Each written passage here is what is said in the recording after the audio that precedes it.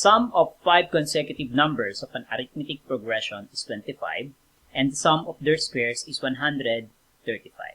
So find the numbers. Okay. So actually, so since consecutive numbers is given and which is add, okay, so I'm going to use the middle term as my starting position. Ano ibig sabihin? So my middle term or the third term is A, okay, followed by A plus D. So remember, arithmetic yan, so you'll add the common difference, okay, which is D. Then followed by A plus 2D, okay. Then my second term, so since A yan, the common difference is D, so my second term is actually A minus D, and my first term is actually A minus 2D. See that? Okay, then, sabi sa problem, sa first condition, the sum of this 5 is actually 25.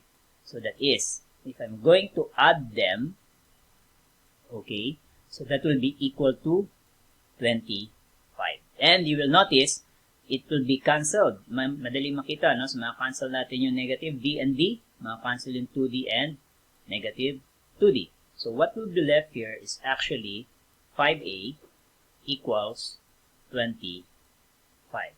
And clearly, the value of A, or the middle term, or the third term, is actually 5. See that?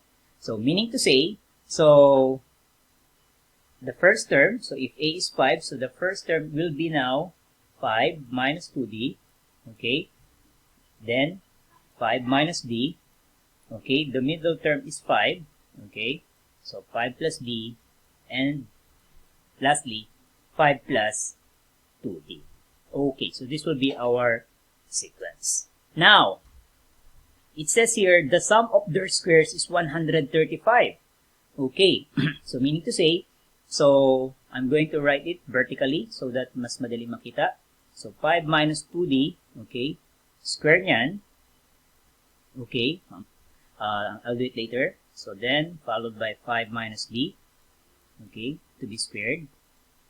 Then this one will become 5 squared, so alam na natin yan. And then 5 plus D,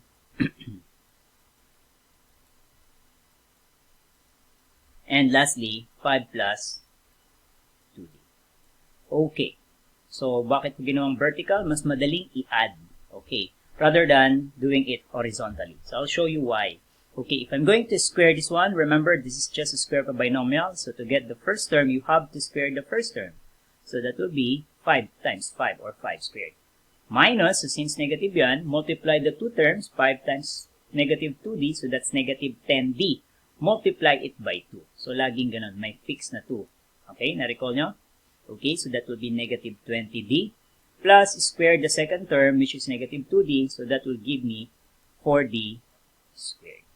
Alright, doing the same, this one will become 25 minus negative 10 times, negative 10D, okay, plus D squared.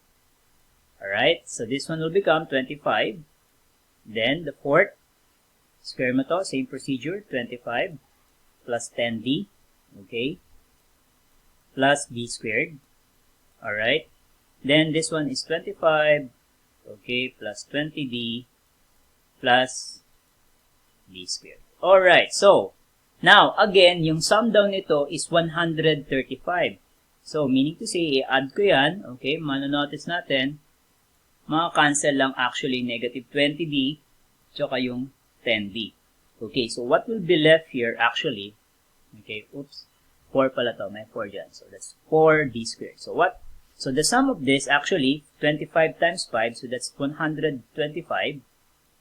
Okay, 125 plus 4, 5, 6, and 10D. So plus 10D squared.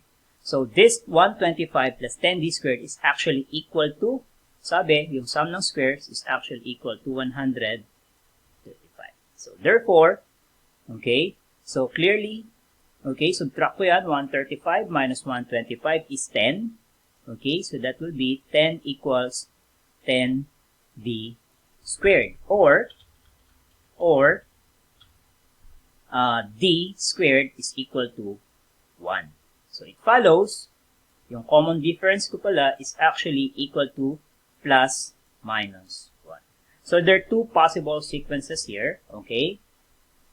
Okay, suppose that common difference is 1. So 5 plus 1, so that will be 6, plus 2, so that will become 7. Okay, sa kaliwa, so 5 minus 1, so that will be 4, then this one will become 3. So this is the first sequence. Now the second is if the common difference is negative. Okay, so 5 minus 1, so that will be 4. Okay, minus 2, so that will become 3.